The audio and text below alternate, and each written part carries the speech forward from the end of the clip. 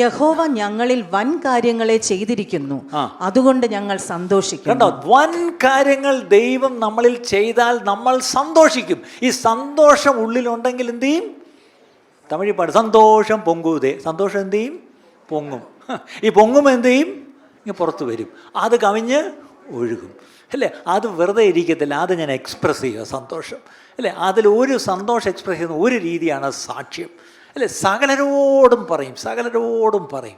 നിങ്ങളുടെ ജീവിതത്തിൽ ഒരു സന്തോഷകരമായ ഒരു കാര്യം ഉണ്ടെങ്കിൽ നിങ്ങളത് എന്ത് ചെയ്യും? അത് എക്സ്പ്രസ് ചെയ്യുക മാത്രമല്ല, you will communicate to everyone. എല്ലാവരോടും എന്ത് ചെയ്യും? നിങ്ങൾ പറയും. ഒരു സന്തോഷമുണ്ട്. ദൈവമഹത്വം വെളിപ്പെടാൻ തുടങ്ങിയ, ദൈവ സാന്നിധ്യം സഭയെ വെളിപ്പെട്ട, പിന്നെ നമ്മുടെ സാധാരണ ഭാഷയും സംസാരവും എന്തായിരിക്കും? ആരെ കണ്ടാലും അറിഞ്ഞാ ഞാൻ അങ്ങോട്ട് ആദ്യം പറ ബ്രദറിന് എന്ത് ചെയ്ത് എനിക്കിങ്ങനെ ഞാൻ പറയട്ടെ ബ്രദറെ എൻ്റെ കാര്യം ഇത് കമോൺ കൈകൂട് എന്ന് പറഞ്ഞിട്ട് എന്ത് ചെയ്യും?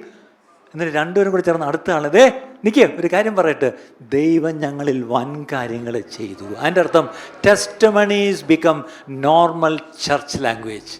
ഇതൊക്കെ നിങ്ങളൊന്ന് ആഗ്രഹിക്കുന്നുണ്ടോ? ഇനി സഭയിലെ സാധാരണ സംഭാഷണം ഇതൊക്കെ ആയിരിക്കണം. മോനിപ്പം അഡ്ലൈറ്റിലാണോ ബ്രിസ്ബെയിനിലാണോ? അല്ല, അവരിപ്പോൾ അവിടെ നിന്ന് അങ്ങ് ന്യൂസിലൻഡിലോട്ട് പോയി. അത് തിരിച്ചു പോയി. നിങ്ങളെന്നാ മോടെ പ്രസവത്തിന് പോകുന്നുണ്ടോ? ഇതൊക്കെയാണ് ഇന്നത്തെ ചർച്ച ലാംഗ്വേജ്. വേറെ ഒന്നും ഇല്ല നമുക്ക് പറയാൻ. കാറ് മാറ്റിയല്ലേ? ഈ സാരി എവിടെ നിന്ന് വാങ്ങിച്ച്?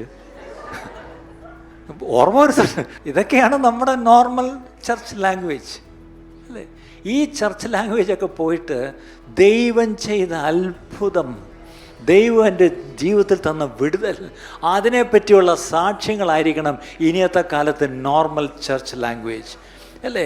അതായത് ഒരാളിപ്പം വന്ന് പറയുക, ഞാനൊരു വലിയ കഷ്ടതയിൽ കൂടെ പോവാ, എൻ്റെ വീട് ജപ്തിയിലായിരിക്കും, എൻ്റെ ബിസിനസ് എല്ലാം നാട്ടെ പൊളിഞ്ഞു എന്നും പറഞ്ഞ ഒരാൾ വന്ന് സാക്ഷ്യം പറഞ്ഞു. എല്ലാവരും കൂടെ ചേർന്ന് പ്രാർത്ഥിച്ചു.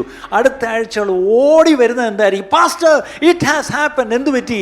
എൻ്റെ ജപ്തി എല്ലാം ഇളച്ചു തന്നതേ, എൻ്റെ പ്രശ്നം തീർന്നു എന്ന് പറഞ്ഞ് അങ്ങേറ്റിരിക്കും. പക്ഷേ ഞാൻ കഴിഞ്ഞ ആഴ്ച ഒരു സർജറിയെ പറ്റി പറഞ്ഞില്ലേ, ചെന്ന് നോക്കിയപ്പോൾ എന്താണ്ട് സംഗതി ഇല്ല. ഡോക്ടർ പറഞ്ഞു വീട്ടിൽ പോകാൻ പറഞ്ഞു, ഇനി വേണ്ടാന്ന് പറഞ്ഞു. ഓക്കെ, ആലോചിക്കേ, ഒരു ദിവസം വന്ന് ഈ ഒരു പ്രശ്നമായിട്ട് വന്നു, ഈ ഒരു രോഗമായിട്ട് വന്നു, ഈ ഒരു വിഷയമായിട്ട് വന്നു. പക്ഷേ ദൈവമക്കൾ പ്രാർത്ഥിച്ചു, ദൈവത്തോട് ആ വിഷയം അങ്ങോട്ട് കൊടുത്തു. അടുത്ത ആഴ്ച സാക്ഷ്യമായിട്ട് ഓടി വന്നതേ നമ്മൾ പ്രാർത്ഥിച്ച കാര്യം നടന്നു എന്നുള്ള സാക്ഷ്യം പറഞ്ഞാൽ എങ്ങനെ ഇരിക്കും പ്രിയപ്പെട്ടവരെ?